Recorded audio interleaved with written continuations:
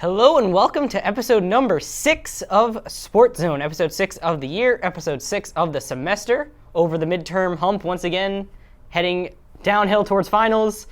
But for now, we're here to present you with another week full of sports and activities. Today we're going to open our show with soccer. We got some more FIFA corruption news breaking this week regarding the 2006 World Cup in Germany. Rumors are that there was a 3.5 million euro slush fund headed between hands there in case of that World Cup.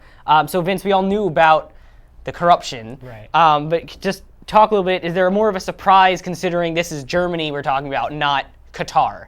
I think it definitely is more of a surprise when there was the raid on Switzerland and all these facts were unearthed about FIFA. No one truly was surprised when it was revealed that Qatar won the World Cup through some illegal means, and there was some money trading hand and some bribes there. And nobody was really surprised when people said they accepted bids in awarding South Africa the World Cup. However, it's really surprising that Germany, typically one of the powerhouses of the European Union and economic stronghold in Europe, would have to succumb to these methods in their World Cup bid. It seems a bit surprising, but FIFA is very corrupt, and as long as Sepp Blatter's at the helm, I don't think any of these revelations will really be too surprising. He's just a corrupt man, and FIFA will be corrupt as long as he is in presidency. And you talked about Germany and its status as a really a world power, but it's also a soccer powerhouse. Right. The German men's national team, one of the best teams in the world, if not the best team in the world. We saw it with the last men's World Cup where they performed incredibly well, smashing the host Brazil and all that. That was the World Cup. Smashing Brazil and all that nonsense. So yeah, Germany, one of the better teams in the world. It's weird to see that have to happen. Qatar makes a lot more sense, as they somehow beat out the United States for their World Cup bid, which was, I think, confusing to many, but once the corruption kind of came to light, made a bit more sense. We'll transition away from FIFA now, head over to the club side of things. Cristiano Ronaldo this week recently became the all-time leading goal scorer in the history of Real Madrid. He scored his 324th goal, and this reignites the age-old conversation, Ronaldo versus Messi. Messi's currently actually on the shelf with a knee injury, but those two will always be talked about together just because they're both dominant in the same time period. So Vince, what are your takes on that whole debate? I think it's pretty special when you look at the numbers. The 324 goals for Ronaldo has been achieved in 6 years at Real Madrid, which averages out to over 50 goals. I'm not going to exact maths, but he's averaging about 50 goals per year, which is really incredible because when you look at a soccer player, a prolific soccer player averages 25 goals. That's an incredible season, and that usually is a one-time thing, and they kind of revert back to 10 to 15 goals a year. Messi and Ronaldo are consistently averaging 40, 45, 50 goals a year, and that's just absolutely incredible. They're tearing up La Liga. There's arguments maybe that La Liga is a weak league and they're doing it against some really poor teams. However, 50 goals and to maintain that level of production over the time period that the two of them have is really incredible. I think when you look at it, Ronaldo's won the past couple of Ballon d'Ors. He's individually solidifying himself. However, Messi, with Barcelona, they're experiencing a little more team success. In Messi's time, he's won more La Liga titles. He's won more Champions Leagues than Ronaldo. And I think when that boils down to it, Messi's having more success on the team side. You see, as Messi's out, Neymar's banging in 4 goals and leading them. They're still top of the league without Messi. So Barcelona's a superior team, but Cristiano Ronaldo still garners the individual attention. There's one award, however, both of them are still lacking, and that is a World Cup championship. Neither Portugal nor Argentina has won a title in their time playing for their country. But that is all the time we have for this soccer segment. We have more Sports Zone for you coming up right after this. Hello, and welcome back to Sports Zone. This is our premier NFL segment, going for 2. And guys, right now we've obviously reached more or less reached the end of Week 6, given tonight's Monday Night Football game against the Eagles and the Giants. And so let's first just go ahead and recap basically what we saw this week. Obviously, we saw the fall of one of the undefeateds. There are now only 5 remaining, with the Patriots, the Packers, the Panthers, the Bengals, and I believe the Broncos. Yes. And so I guess we could throw it right over. We had over to Ryan here, and I guess give us your biggest takeaway here from the weekend, as well as maybe your biggest surprise undefeated team still. Well, I'm not really surprised that Atlanta fell to New Orleans in the Superdome because it's just like going into Seattle. Even though Seattle is not the Seattle of old, it's still going into Seattle. So granted, I'm not surprised that Atlanta fell. It's still a division rivalry, so clearly there's going to be some animosity there. Surprise undefeated teams, I have to say the Denver Broncos. With all the talent that they have, it's amazing that they're this far. They scored their first offensive touchdown in 2 games this week.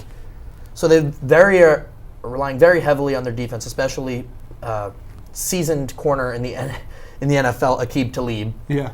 He returned one, I believe, 69 yards for a touchdown. So they're my surprise team. I don't think they can hold this. I do have confidence, though, in the Patriots, Bengals, and Green Bay Packers to continue their undefeated seasons. Yeah, definitely. I mean, even in Peyton Manning's press conference yesterday, he agreed that they're not playing how they should be. That they're just lucky that they're playing well enough. And obviously, Manning has, I believe they mentioned, 7 touchdowns and 10 interceptions. He's leading the NFL right now. And so moving on from that, obviously a big overtime game right there, too. Vince. Yeah. We're always going to touch upon your Steelers. I mean, they're still doing it with backups, eh? They are, yeah. So, what do you think about that game? I think that game showed maybe that Landry Jones should have had a little more trust in the Steelers to begin with. Also, you could just say Mike Vick gets hurt. The Cardinals plan and game plan for Mike Vick all week, and then Landry Jones comes in. He's a different quarterback. He's not as mobile. He's more of a pocket passer, got a stronger arm. He's a bit younger, and so maybe given that different look, the Cardinals struggle with that a little bit. It also just showed how important Martavis Bryant is to the Steelers. He gives them a different dimension, and with lots of teams focusing on Antonio Brown, he's only had 11 receptions the past 3 weeks with Ben Roethlisberger out.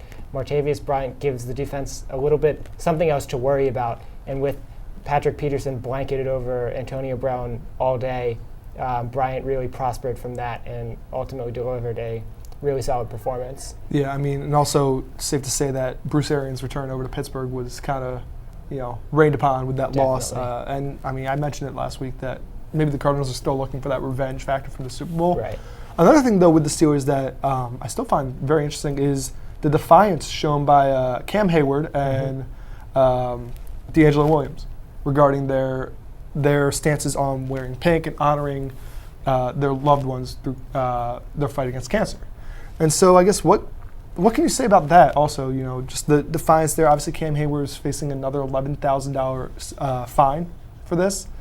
But do you think the NFL should actually, lessen up on their regulations regarding that aspect of the uniform? It's only an eye black. Yeah, so. I think definitely. It seems a little bit ridiculous that the NFL is so stringent on whether Cam Hayward's eye black says Ironhead, honoring his late father who passed away in 2006, and yet they're really letting the bigger issues kind of go, and they're really striking out. You saw with domestic violence, and maybe there's suspensions, and they're really not on top of it then. It seems really kind of futile and really trivial for them to focus on small things like uniform issues when, a lot of larger issues, it seems Roger Goodell is really out of favor with the larger majority of America. Yeah. And so, Ryan, now moving on to obviously one of the other big games from this weekend, last night's Sunday Night Football game between the Colts and the Patriots. Obviously, the Patriots, like we mentioned, have maintained their undefeated record. Tom Brady's dad was out for vengeance, saying that he wanted his son to throw for 500 yards and 8 touchdowns and just run up the score. Thankfully, that didn't happen. I mean, as much as I dislike the Patriots, Tom Brady is a somewhat classy fella. But I think the biggest takeaway from that game was an infamous fake punt play. Care to elaborate on that? As Al Michaels said, they have no comment or no analysis on it because they just couldn't understand it. 4th and 3, it's still a reasonable, I believe it was a 2-score game.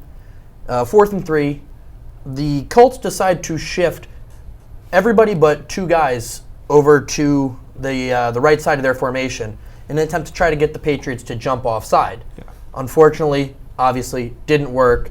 Griff Whalen snapped the ball. So instead of, just taking the delay of game penalty or calling a timeout and then just punting the ball away with Pat McAfee, who is one of the best punters in the National Football League, you give Tom Brady the football on your defending half of the field, 9 times out of 10, that's going to end up in the back of your end zone for 7 points. And lo and behold, it did. Yeah, and the irony of it all, too, was that as soon as that play was over, the refs threw a flag, and the entire right side of the Colts field was offside, or was not on the line of scrimmage. So not only did that fail miserably, but then there was a penalty to boot, but it was obviously declined by New England, and New England took over right there. And finally, obviously, we have tonight's Monday Night Football game between the Philadelphia Eagles.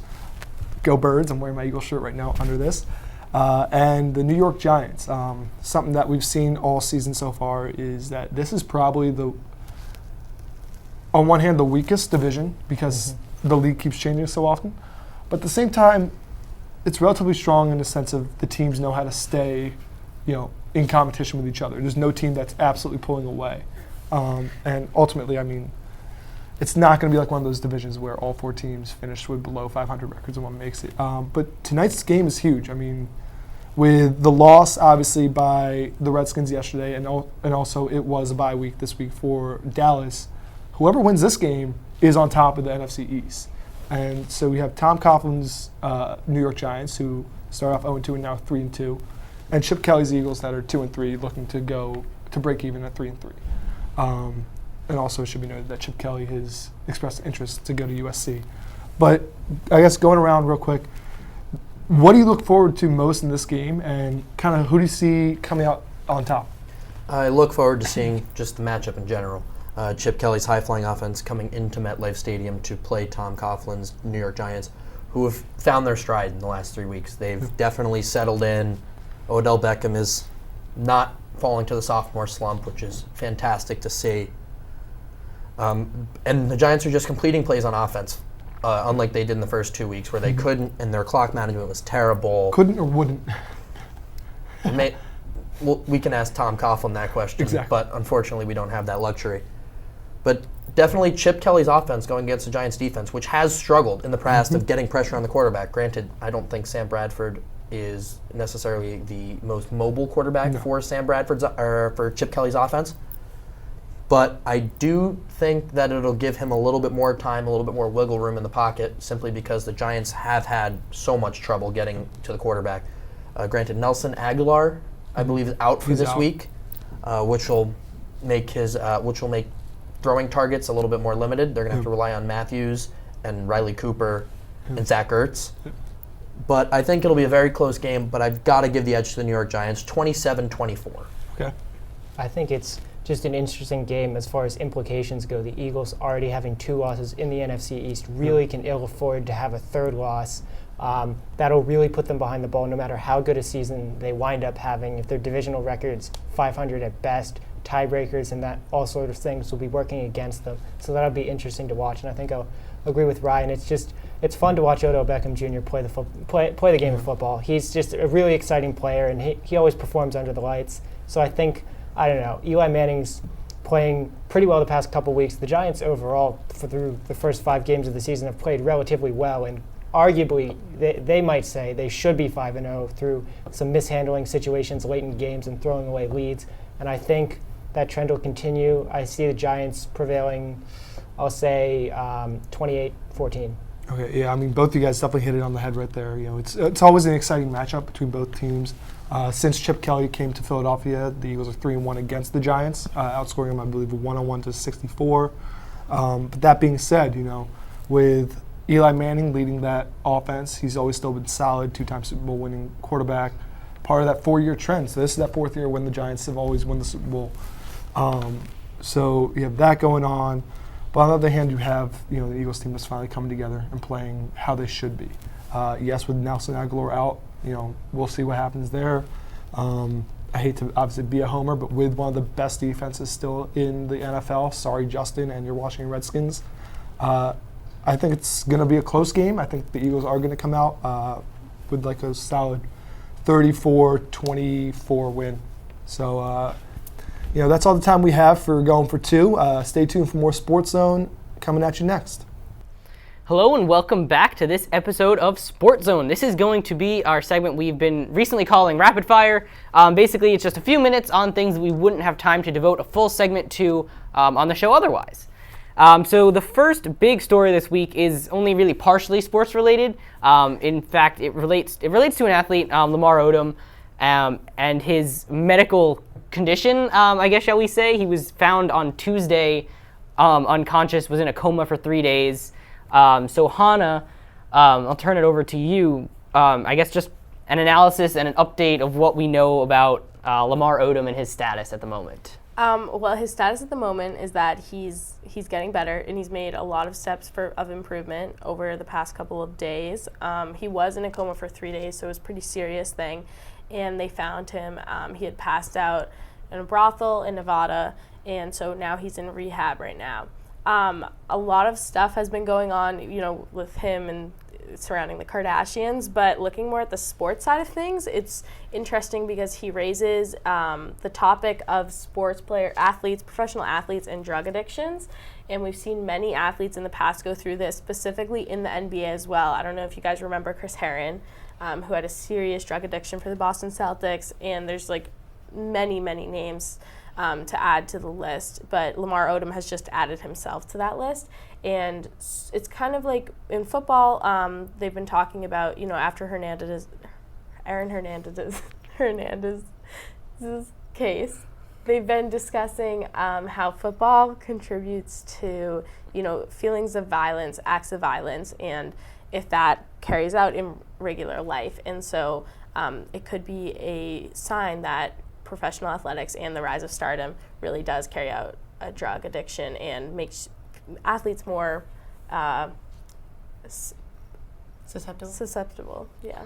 Certainly an interesting point. I believe they said Odom's drug of choice was cocaine, if memory serves.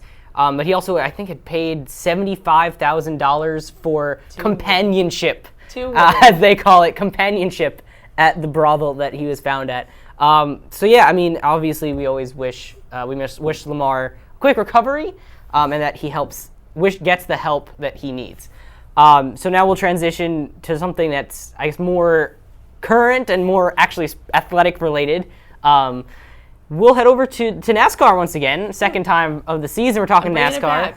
Still a sport. And the chase is in full swing at the moment. So Rachel, get us updated on what we need to know about NASCAR. Well, a little history of the chase and the point system in NASCAR. Point system started with NASCAR, National Association for Stock Car Auto Racing, in 1949.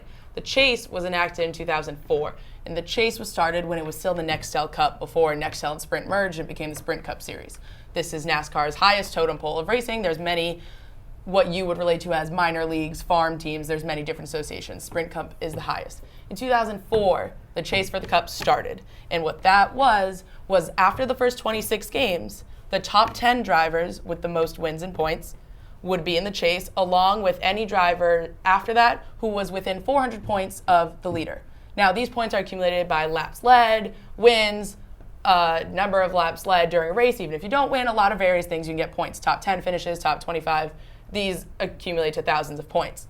That system had been changed 4 times from now since 2004, and the latest change came in 2014, where now it is a 16 driver chase, and it starts same after the first 26 games, called the regular season of NASCAR.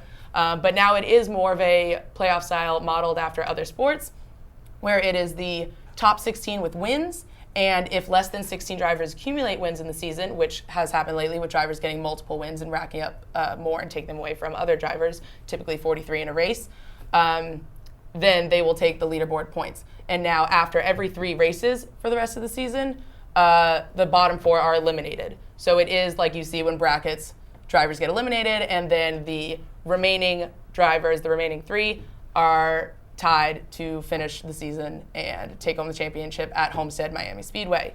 So right now the only driver in the chase is Joey Logano after his win this weekend, and I look forward to seeing more numbers and more drivers up there. If you had to, I know it's early in the process, but if you had to, who do you like to win it this year? Logically, the chase is up to anyone. The system is crazy. Personally, I'd like to see Dale Jr. get another win. If you do not know NASCAR, 90% of people still know who Dale Jr. is, famous for his late father, Dale Sr., who died after a very bad car crash. which is what prompted neck safety systems in cars. Number 3, famous. And Joey Logano actually took his number afterwards, which was a big shift for NASCAR moving on. So I personally would like to see Dale Jr. kick it. He's getting a little old. Tony Stewart is retiring, so I don't think he's going to make it. He's kind of on his last days. But Jeff Gordon's going to be up there. Jimmy Johnson's going to be up there. Matt Kenseth's probably going to be up there. Carl Edwards is a great contender. He's known for doing his backflips out of the car when he wins. So, the big names are still up there, and I think it's anybody's game. All right, that's all the time we have for this week's Rapid Fire segment. Be sure to stay tuned and come back every week so we'll keep you updated. We got more Sports Zone coming up after this. Hello and welcome back to Sports Zone. This is our baseball segment, getting the third, and basically it's much like what we've been doing the past few weeks. All it's going to be really is postseason baseball, which is totally fine by me, and I'm sure it's fine by Vince and Dan as well. And so I guess we could start first off with the NLCS matchup between the New York Mets and the Chicago Cubs. The Mets currently hold a 2-0 advantage over the Cubs as they seek now to go over to Chicago and play Game 3 tomorrow night. So Dan, obviously being our Mets expert here, our Mets, fan coming out and finally just having his victory parade. What do you think about how they played so far these past 2 games? Well, they've done what they needed to do. They survived Lester and Arrieta. More than survived, they thrived on Lester and Arrieta. And I think certainly Terry Collins said it before the game that if they could beat Arrieta, they're in good shape. And I'm inclined to agree. I mean, you look, they're going to Chicago, but you got Jacob deGrom, who's the ace of that one of them, but probably the best of the 3 aces they have. Going against Lance Hendricks, of the Chicago Cubs. The fact that I didn't know his name should tell you enough about that pitching matchup, I think. Until he throws a perfect game against you. But, I think, obviously it's been an inconsistent offensive effort by the Mets. And the fact that they've won anyway, I think, is even more of a good sign. Signs of life from David Wright yesterday. RBI double in the first inning, hit a ball really hard that was caught by Chris Bryant, I think in the 7th. So 2 well-hit balls, progress from him because he's been mired in a miserable slump this postseason. Yeah. Cespedes drove in a run with an infield hit, so signs of life from him as well. If they can get some more of that offense going like Wright and Cespedes, the sky's the limit for this team, really. I mean, you said it right there, obviously, we had these 2 teams actually have been kind of faltering offensively.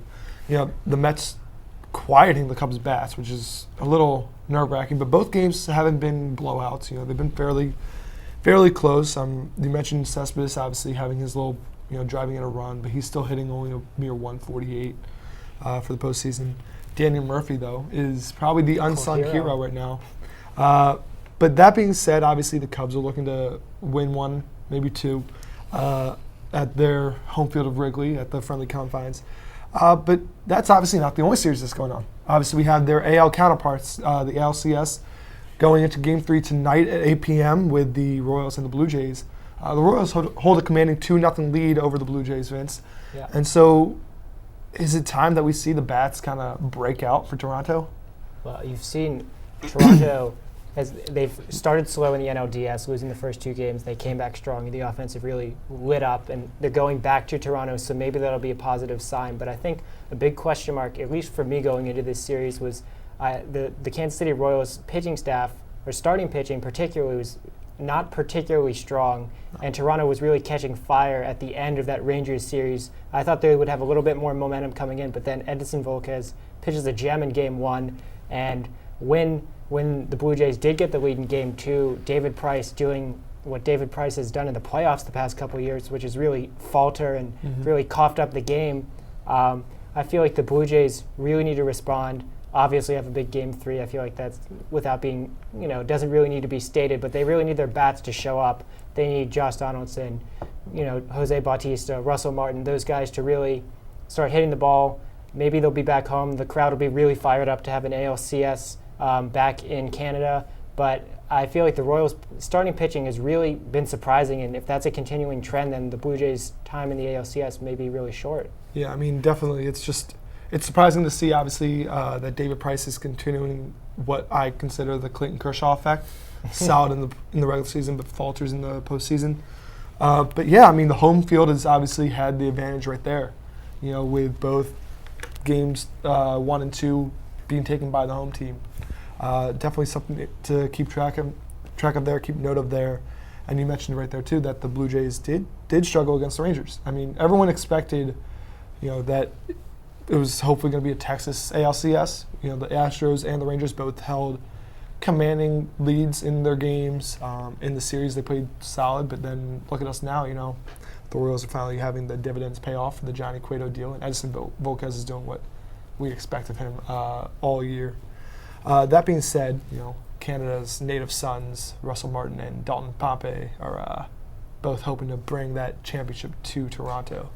Other news that we have, obviously, throughout this recent week are the Dodgers' Zach Greinke opting out of his contract. Greinke seems to be the favorite to win the NL Cy Young, though I feel like it should go to Jake Arrieta.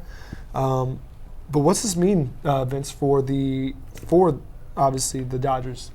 Well, I think it's a sign of the times, really. Getting to the playoffs isn't enough anymore. Players really want to win, and the Dodgers, for the past couple years, have gotten there, but they haven't been able to advance. You mentioned the Clayton Kershaw effect being somewhat troubling, and I think there's potential talks, maybe Don Mattingly getting the axe in LA. They're no longer willing to satisfy for superior mediocrity, if you will, getting to the playoffs, but doing nothing more with that, and Greinke being almost a hired arm, willing to go somewhere else to kind of achieve his goal and probably reach the World Series. Yeah, it's definitely not something that the Dodgers have to worry about. They have a very stacked farm system still. Yes, they tend to churn out offensive prospects, but they have their pitching guys coming too. Dan, Mets news today. Obviously, we find out that there was an insurance policy taken out on Matt Harvey's elbow, effectively ending this debate over the innings limit. Is this just Scott Boras being himself and just being ridiculous, or is it actually a smart move?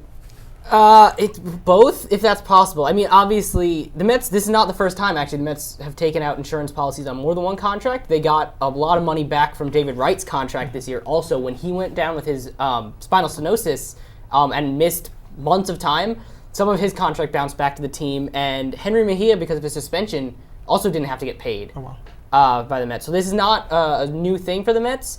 And Scott Boras, I'm sick of Scott Boras. Look. Scott Boras, you're not a doctor. You're not a manager. You're not a general manager. Do your job and don't worry about what the manager does, all right? It's not your business, all right? You can negotiate contracts all you want, but don't get involved in anything on the field. It's not your place. All right, awesome. Some other news to just quickly touch upon. Daniel Murphy will not be re-signing with the Mets no matter how well he plays this postseason or where the Mets go. Dominic Brown was officially released from the 40-man roster for the Phillies, so that finally ends that nightmare of star prospect. Now he's in the dumpster. But yes, all four teams are looking to end long World Series droughts, with obviously the Cubs at 107 years, Royals at 30 years, Mets at 29 years, and then the Blue Jays at 22. So we'll see where the rest of this ALCS and postseason plays out. Stay tuned for more Sports Zone coming at you next week, as well as a recap of the Championship Series and a World Series preview. Hello and welcome back to Sports Zone. This is going to be the next edition of our AU Insiders panel. I'm Dan. I have Hannah. We're going to talk AU athletics of the past week or so. It was a bit of a down week in AU athletics this week. Except for volleyball. Except for volleyball, which cruising along as always. They've completed the first half of their conference season undefeated. I actually do want to give them some time because we really kind of just gloss over them because they always win. Yeah. But they are currently in the middle of a 9-game winning streak, or 9-match winning streak, and in that 9 matches have dropped a total of 2 sets. They're 8-0 in conference play, sitting in first place. So what do you think is big for them, especially as they look to the second half of the year? They have to play every team a second time. So what do you think the key is to being able to keep that consistency going, especially as the teams are more familiar with the way you play? Well, I think it's going to be tough. When you face teams for the second time after winning, the team that was defeated in the first place, they come back with kind of a new passion to win the game and to get the kills, make the serves, get the points they need to win each match and to take the set under their belt. And so I think with the second round, playing teams a second time, they're going to be coming back with more fire And American needs to just be prepared for that and expect it. They need to up their game for that and focus more on their skills and communication, which they have been doing, and that's why they have 9 wins in a row. But take it a step further and expect more competition. Yeah, it's actually interesting. They played a non-conference game this past weekend against Bethune-Cookman, which was a college I did not know existed until they played us in volleyball. But they had a very good first set and a very good third set, but their second set, they really struggled out of the gate. They went down at one point like 16-9 before they rattled off 10 points in a row and was able to get themselves back into the set. But it's been a little bit inconsistent. The 2 sets they lost, they won 5 sets on Colgate, who's an okay team, but not your top flight teams, which are generally Army, West Point, and Lehigh, who are 2 of the better teams in the conference. Army currently sitting in second. Their only loss being to American. So it's been a touch inconsistent, but we'll see if they can iron that out, especially as they have to play these teams now a second time. Transitioning away from volleyball, another team that's looking ahead to the Patriot League tournament is going to be the AU field hockey team. They had 2 games this weekend. They won their conference match on Saturday against Lafayette, fell on Sunday to Kent State. Again, a non-conference matchup there. Lost that one in double overtime. But in beating Lafayette, they actually secured a guaranteed spot in the conference tournament and actually bumped themselves up to second place behind Boston University. Looking ahead, I guess, for that tournament, what's the key? They probably won't host because BU will be the 1 seed, or at least not the final. What do you think is going to be the key for them kind of going on the road and being able to find that success? I think that, when you play away from home, it is a little different, and a lot of teams don't have the success they do at home while they're on the road. So I think just really having pride in confidence in their skill and how they work as a team, remembering that they're a second place team. They are only behind one other team, Boston University, which has had a history of having a wonderful field hockey program. So they have to have confidence and, the self-esteem that they're here for a reason, and so they can do this whether they're at home or on the road. All right, and that is going to be all the time we have for this AU Insiders segment. Be sure to check back in next week. We'll keep you updated, especially as tournament time comes closer. That's Patriot League tournament time. We got more Sports Zone coming up right after this. Welcome back to Sports Zone. This is our fantasy football segment, Fantasy 411. We'll keep you up to date on all the moves, all the players who are trending up, trending down to keep your team on top and make sure you can win all your matchups. So I think we're gonna start out this week talking about the most important position, the quarterback, and there's some interesting things to ponder. We talked before the segment started, Kirk Cousins for the Washington Redskins being dropped, 8th most dropped player despite the matchup he has this week against the Tampa Bay Buccaneers.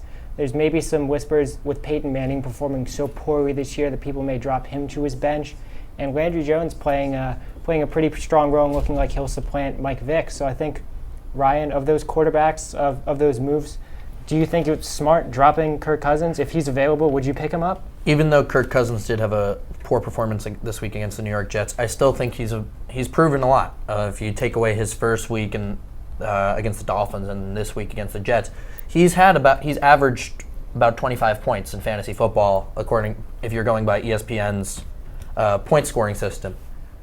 He was dropped on average in about 8.4 leagues out of 10 leagues. So he's been dropped a lot. I definitely think if you want to consider that matchup, they're playing Tampa Bay this week. It's a lot weaker of a matchup. Pierre Garçon will have a lot more option. He will not have Darrelle Revis on him. I think it's a lot better option. You can still get Alfred Morris out of the backfield a little bit, but I think Kirk Cousins will be able to rack up some more yards, maybe a touchdown or 2, and probably, hopefully not, if you're trying to pick him up, an interception. Peyton Manning, this is very odd that I'm going to say this, but I would consider at least benching Peyton Manning. I would not say you outright drop Peyton Manning because it's still Peyton Manning. Got it. But I would say put him on your bench, see how he does for the next couple weeks because he's going to start going into more divisional play. Right. And just see how it goes. I would start a backup quarterback, whoever that may be. However, I would entertain adding your brand new quarterback, Landry Jones, from the Pittsburgh Steelers. He had a great week. Right. Michael Vick got injured. No surprise to anybody in the National Football League. And Landry Jones came in and played pretty well. Granted, he's going to have to build on that success. The AFC North is one of the more tougher divisions in the National Football League.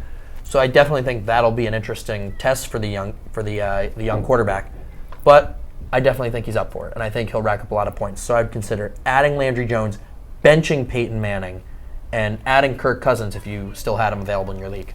And I think it's interesting with the Redskins and the Broncos. It presents an interesting situation. You mentioned Alfred Morris with the Redskins. They have a two running back attack. You never know if Alfred Morris is going to be the one who goes off or if Matt Jones. And the Broncos similarly with Ronnie Hillman and C.J. Anderson. And that presents an interesting issue maybe to talk about. Handicapping running backs, or really considering if there's a two-back system, really in 1 week maybe you'll see Matt Jones really performing, 1 week you'll see Alfred Morris. So I think, are there running backs that you should concern or should flag based on just how the teams like to split time and split carries? Well, as much as it can be very agitating and very difficult even to draft two running backs from the same team who use a two running back system, ergo Alfred Morris and Matt Jones. Granted, Matt Jones is out right now with an injury, so Alfred Morris is a safe bet. But you do have the problem. The New England Patriots are a prime example of this for the last 5-6 years with Shane Vereen, Stephen Ridley. Then adding Jonas Gray last year with Shane Vereen and Stephen Ridley. Now it's Dion Lewis and LeGarrette Blount. So last night was LeGarrette Blount's night to shine, more so than Dion Lewis. And another example, in the Jets headquarters, you have Chris Ivory, who is getting a majority of the carries, but Zach Stacy is still getting a lot of carries, and so is Bilal Powell. It's very interesting now because it used to be this was your first, second down running back, maybe you had a third down running back like a Darren Sproles, and then that was it. But now that most teams are using two guys on first down and second down, it's really a hit and miss thing. At this point, you just got to pick who's got the best talent. Yeah, it's hard to handcuff people in fantasy football. It's really it's frustrating. But when you think of it, you look at the best teams. You mentioned the Patriots with LeGarrette Blount, Dion Lewis, the Broncos with their two running backs, and also the Bengals running Giovanni Bernard and Jeremy Hill. It's really frustrating. But the best teams do have two running backs to split. So maybe that doesn't give you success on the fantasy football side of things, but it's really paying dividends on the actual football field. So with that in mind, that's all we have this week for Fantasy 411. Check back in next week for more advice on what you can do, the moves you can make to help your team. Stick around for more Sports Zone. Hello and welcome back to Sports Zone. This is our college football segment where we touch upon what has basically happened between the upsets, the updated rankings. Currently, we just finished up week 7 of the college football season. I'm joined with Ryan Siegel here, who is our resident two-person panel expert. And Ryan, I mean, just overall, we didn't see many upsets, at least huge upsets. From Alabama winning. Alabama was number 10 over number 9 Texas A&M. You had other guys like there was another one. I can't. Michigan State was a 12-7 either way.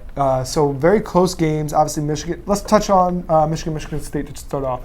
Obviously, that was a big game coming in.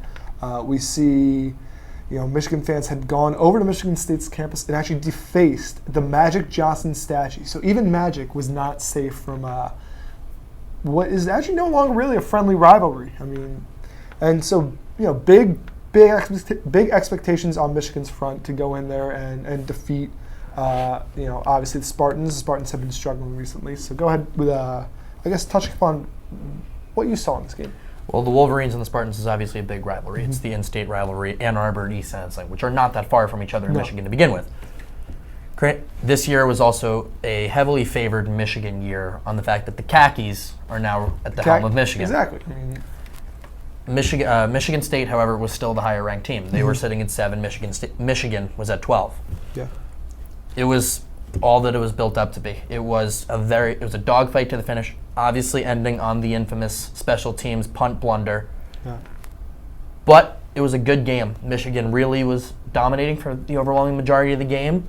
Michigan State obviously coming back towards the end of the game, and then obviously the punt kind of ended it. But it's really kind of manifested itself into one of the bigger rivalries in college sports, and it's across the board, football and basketball Yeah. particularly. It just the school's proximity helps that, and the fact that they've both been competitive for so long together, and the same conference, being in the Big Ten. I think it just elevates the rivalry, which makes it great for college sports because there's very regional college sports rivalries. This is no exception, but this one has kind of taken, since due to the magnitude of the teams, the magnitude of the coach in Jim Harbaugh, it's really kind of elevated itself to a national level rivalry. Yeah, I mean, definitely with Jim Harbaugh coming in to Michigan, making what was, an unranked team last year now ranked. I feel obviously a lot of that comes from the whole credibility of having Jim Harbaugh as your coach. But totally agreeable right there, where that is definitely a bitter rivalry. It's gone on 4 years, and obviously basketball, you mentioned, is another big area for both of those schools competing in. Ultimately, the punt blunder came in, and much like with a lot of games, even in the NFL, it came down to a special teams win. It was just a 27-24 win by Michigan State, with the AD now having to kind of like have students at Michigan lay off the punter. I mean, you see that a lot where if a blunder happens, the scapegoat has to pretty much go into hiding. It's really sad stuff, really. Another Big Ten game, though, that happened was number 1 Ohio State squared off against Penn State. Ohio State beat, while they are number 1, the past 2 weeks barely beat out their opponents. I mean, fairly low-scoring games and not really blowing them out of the water either. This game was actually different. They won 38-10 over Penn State. But do you still think that Ohio State is that great of a powerhouse, like that they've held on to the number 1 ranking so long with teams in the 2 and 3 slot with Baylor and TCU kind of flip-flopping still? I still think Ohio State's one of the best team in the country. It's no longer really the Urban Meyer effect or the big name coach effect, because you also obviously have seen it with Nick Saban, and now you're going to start seeing it with Jim Harbaugh back in college football. I think that Ohio State definitely proved because they had a lot to prove this week. Granted, it's Penn State. It's the Horseshoe and Happy Valley coming together to form, obviously, another classic Big Ten rivalry. Of course. But definitely, Ohio State had a lot to prove. They've barely beat teams like Indiana. They needed to come out and set a statement, especially against I would say probably their biggest rival in Penn State. It definitely caused for a lot of animosity in the game, but Cardell Jones and Braxton Miller obviously went to it, did their job, and I think they've proven a lot. Baylor and TCU, their schedules haven't been what you'd call the best either. Granted, it's the Big 12 football has declined substantially since the days of Texas and Vince Young. So I would have to say, if in power conferences and power schedules, SEC, Big Ten are definitely a 1-2 punch on power schedules. So I've got to say, it's not that Ohio State's now skirting by. This win was a big statement win to keep them at number 1 for this week. And I mean, they're holding off, like we said, those teams, Baylor, TCU, and Utah. Utah, who they've really taken the reins there. And it would be interesting to see if all 4 of those teams obviously make it far enough into the playoff, what those matchups would be like. But quickly touching upon possibly the biggest upset here, last year's, I guess, Cinderella story, Ole Miss team. Ole Miss was really dominant last year, but this year have been struggling and actually fell to unranked Memphis, 37-24. Ole Miss was 13th. Is this, obviously, was that too good of a season last year to kind of keep up what they've been capable of? Well, I think they're kind of proving, just as the year goes on this year, that the last season was kind of a fluke. They again somehow beat Alabama. But losing to Memphis, who's not in a Power 5 conference, that says a lot about who you are as a football team. Yes, you can bring it. You beat Alabama, but that's kind of where you're playing on emotion and adrenaline, and both teams are playing on emotion and adrenaline, because being an athlete, when you play in a rivalry, the game gets hyped up even more than what it already is. And I think that definitely makes a big difference. But you still need to go out and take care of business against teams you should be taking care of business. I actually called my friend who is a track runner at Memphis, who was at the football game, and he said it was absolutely mayhem in Tennessee. He said, but he also told me that Ole Miss did not look like they were ready for the game. They didn't look prepared. They didn't look like they wanted it as much. which you need to do as a top 25 team, regardless of who you play. Yeah, I mean, this definitely took a huge hit on Ole Miss. They dropped 11 spots to this new rankings, where they're now 24th on the list. And while Memphis has actually joined the rankings, they now sit at 18th. Quick note, Temple, undefeated Temple, has finally reached the top 25 rankings for the first time since 1979. So, big news there for the Owls, something that they definitely deserved. They really drew the short end of the stick last year, and so that's just great news all in all for the team that's repping Philadelphia right now. Anyway, that's all the time we have for the college football segment here. Stay tuned for more Sports Zone coming at you next. Hi everybody, I'm Rachel. Welcome to Ice Time. I'm here this week with Ryan.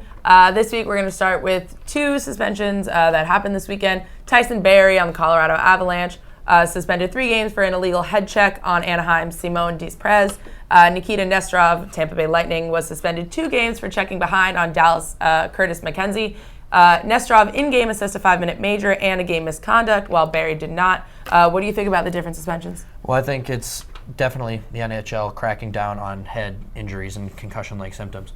Tyson Barrie, Simone Desprez was coming down the boards, lost the puck about the hash marks. Tyson Barrie looked like he was delivering a check into his midsection, ends up leaving his feet, hitting him in the head. Surprisingly, there was no penalty call at all on the play, which was obviously the wrong call for the officials, especially when one of them is standing in the corner. The NHL needs to crack down on that, definitely.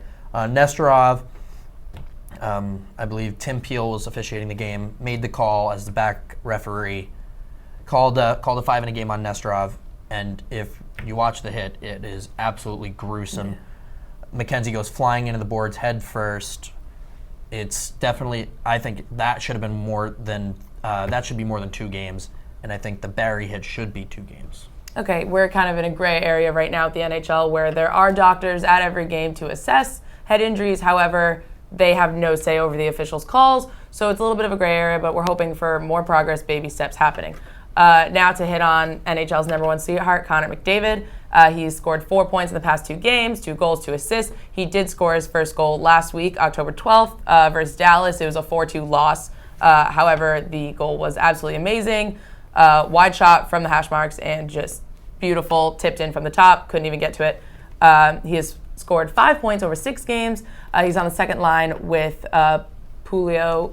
Benoit Pouliot and Nail Yakupov.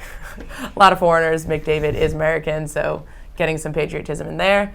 3 stars of the week, we have Carey Price, Tyler Seguin, and Vladimir Tarasenko. Yeah, Carey Price definitely is obviously once again emerging as one of the top goaltenders in the league. He had a great week this week, very low goals against average. I think it was about 1.3, and he was once again in the 90s in save percentage. Tyler Seguin has 7 points through 6 games, I believe. He's absolutely just tearing it up. And Tarasenko, thank goodness he's having another great year on my fantasy hockey team. Tarasenko obviously emerging as a superstar in the Blues and probably will get another All-Star nod. All 3 of these guys will probably once again get another All-Star nod.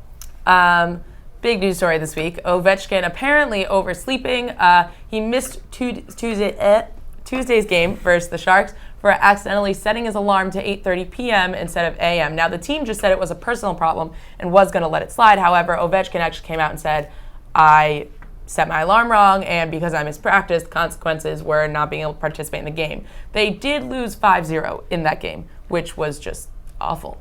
Well, they have no Ovechkin and no Backstrom. Granted, Backstrom is now back in the lineup, made his debut on Saturday. But I think definitely not having your 2 leaders and your captain and your main alternate captain definitely has an effect on you. And Ovechkin just is a presence in the lineup. He really has anchored that top line with Kuznetsov and Oshie. Obviously, but granted, the San Jose Sharks is not a bad team. They're under the right direction now with Pete DeBoer. I think it's definitely a change of pace from Todd McClellan. They have a solidified captain in Joe Pavelski, and they still have the veteran leaders in Joe Thornton and Patrick Marleau to really anchor that kind of captaincy group. They're still a good team. So would it have been a 5-0 win with Ovechkin in the lineup? Maybe, maybe not. But I think the Sharks I would have still given the edge to the Sharks. Speaking of Capitals again, TJ Oshie did score his first goal as Capital last week. Beautiful shot. Hopefully he's been scoring points, getting assists every game he's been in, so hopefully he's racking those up as well. This week, I personally am looking forward to Philly-Boston Wednesday night rivalry. I hope that having another Original Six team back in Boston will light up the Garden and bring some spirit back to the Bruins. Bergeron has been scoring lately, and maybe Chara will be a little stronger now that he's not as injured. I think it'll be a good game. It's definitely going to be a physical one, as the Bruins and the Flyers normally are. It's definitely going to provide an interesting aspect for that. The Flyers are playing pretty well. Voracek and Giroux obviously getting it going early in the year. Matt Reed and Wayne Simmons definitely anchoring the second line. Their defensive core has been a lot more sound than it normally has been for the Flyers. Goaltending, obviously, is still very questionable. Still give the edge to the Bruins. The Bruins are still a more experienced team, a lot more physical. Kevin Randell's proving to be one of the best rookies in the league. I think I've still got to give the edge to the Bruins. I got to say 4-2 Bruins. Okay, and with that, we'll see you next week on Ice Time. Hello and welcome back to Sports Zone. Our favorite segment of the day has finally arrived. It is Thumble. Thumbs up, thumbs down. Basically, we go through the entirety of sports and just life, talking about what's good and what's bad. And so, without further ado, let's toss it over to Dan the Man. All right, my thumbs. I'm going to start with thumbs down. And my thumbs down is to special teams this week, because boy, have there been some doozies. All right, so let's start. The Jets had a punt block return for a touchdown. Actually, the punt was blocked in the end zone and then just recovered for a touchdown against the Redskins. Thankfully, they won anyway. Didn't impact the game. College football, Michigan State. You've probably all seen it by now, but boy, was that a disaster. Yes. Michigan was up 4, I believe, with 15 seconds left. They lined up to punt. They punt the ball, the game is over. So what happens is there's a bad snap, the punter drops it, tries to pick it up and do like a spinorama punt thing, except he got tackled as he was trying to drop the ball, and he ended up tossing it right to the player in Michigan State, who then returns it for a game-winning touchdown. And then the Indianapolis Colts. Oh, the Colts. And this is bad because they double whammied. Yep. So they lined up for their fake punt, which we talked about already in the show. That was a disaster. 2 players lined up, nobody was blocked. Illegal formation, turnover on downs, Patriots score. But then as they're trying to come back at the end of the game, they score a touchdown and proceed to have their extra point blocked. Yeah. So there goes the end of the Colts comeback. So thumbs down this week for special teams, both college and professional football. That's a disaster. Thumbs up. Thumbs up for Daniel Murphy. I know Deepak talked about it during the baseball segment. 5 home runs this postseason, ties a franchise record. Did it in 7 games. Mike Piazza, who he's tied with, took 22 games to hit 5 home runs. Wow. So very impressive for Daniel Murphy. And the list of players he hit it off of, Kershaw twice, Greinke, Arrieta, and Lester. Not exactly a bunch of scrubs out there. So thumbs up for Daniel Murphy. Also thumbs up, Brandon Marshall. 5 consecutive 100-yard receiving games for the Jets. That's a franchise record as well. So big thumbs up to him. He's done wonders for this offense. They're winning, and it's fantastic. I'm in a good mood this weekend because my Mets and my Jets are doing pretty well. They'll big matchup with the Patriots on Sunday for the Jets. So thumbs up for that matchup because I'm pretty excited. It's going to be a good one. I hope it's nationally televised, maybe, hopefully. Probably will be. I think CBS. And a bonus thumbs down for Rex Ryan, just because he's just Rex Ryan. Started EJ Manuel this week at quarterback. That's never going to go well. That's good for me. It's good for you? Yeah, the guy that played had Tyrod Taylor. Well, he didn't play, and he was EJ Manuel, and they proceeded to lose. So now we've got quarterback carousel once again with a Rex Ryan-led football team. That's all my thumbs for this week. So I'll turn it over to Rachel. Well, my thumbs down also has to go to the Colts. I'm baffled. I think the best part was Al Michaels and Chris Collinsworth commentary because as national broadcasters, they didn't know what was going on, and they got called on the illegal formations. And you can see their coach on the sidelines wondering what went through their heads. Why did they punt the ball? I think, even though I wasn't as pleased with the Patriots' defense, the Colts really handed it to us in a good way. My thumbs up has to go to the Bengals. They're right now tied with their franchise record for going this long undefeated. I think they're doing really well. The Who Day spirit is really getting at them. And also thumbs up Jamie Collins blocking that extra kick. Very much the definition of athleticism. You can jump over anybody and still not hit the long snapper. A+. Glad he can do that at that age, and I cannot. All right. Thumbs up, obviously, because postseason, it's always a fun time to watch, considering all these teams, like I mentioned in the baseball segment, are looking to end long droughts. Thumbs down, though, to the Mets, only because I think at this point it is really the world versus the Mets. Yeah. Everyone wants to see the Cubs win. I'm sorry. Everyone wants to see the Cubs win. Cody Cohen is disagreeing with me. I am personally insulted. Yeah, I know. Thumbs up. Even though the game is happening tonight, the Eagles are going to win because they're going to go 13-3 and win the Super Bowl because that's awesome and that's how we do it. Thumbs up also goes to Joe Biden is most likely entering the presidential race. Woo! So let's go, Joe. Uncle Joe, the great Uncle Joe. Did you see the Snapchat filter? I did not. Anywho. Snapchat filter to check yes or no for Joe. There we go. Anywho. That is all the time we have for Sports Zone today. Special thanks obviously goes out to Dan Legnato, Rachel Hopmeyer, Ryan Siegel, Vincent Cilandro, Hannah Wolfhart, and the lovely Cody Cohen for being just great. I mean, we wouldn't be anywhere without him. Anyway, I'm Deepak Bhagat. Thank you for watching, and stay tuned for another episode of Sports Zone next week.